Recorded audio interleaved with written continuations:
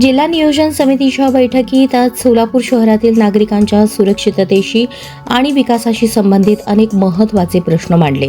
झोपडपट्टी व हद्दवाढ भागातील घरांवरून जाणाऱ्या धोकादायक विजेच्या तारांमुळे अनेक दुर्घटना घडल्या असून नागरिकांना जीव गमवावा लागला आहे.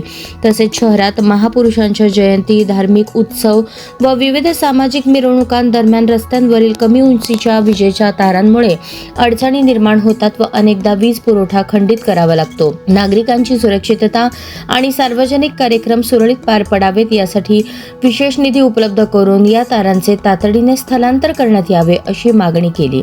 यामध्ये प्रथम घरांवरून जाणाऱ्या तारांना प्राधान्य देण्याची भूमिका मांडली. सोलापूरच्या प्राणी संग्रहालयासाठी उर्वरित 15 कोटी रुपयांचा निधी तात्काळ मंजूर करावा. छत्रपती संभाजी महाराज तलाव विकासासाठी केंद्र शासनाच्या स्वदेश दर्शन योजनेत प्रस्ताव पाठवावा अशीही मागणी करण्यात आली. सोलापूर शहराचा पाणी प्रश्न कायमस्वरूपी निकाली काढण्यासाठी मंजूर झालेल्या 1378 कोटी रुपयांच्या समांतर जलवाहिनी योजनेला गती मिळत आहे.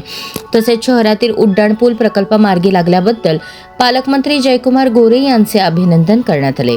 सोलापूरच्या विकासासाठी, नागरिकांच्या सुरक्षिततेसाठी आणि जनतेच्या प्रत्येक प्रश्नासाठी यापुढेही पाठपुरावा अविरत चालूच राहील.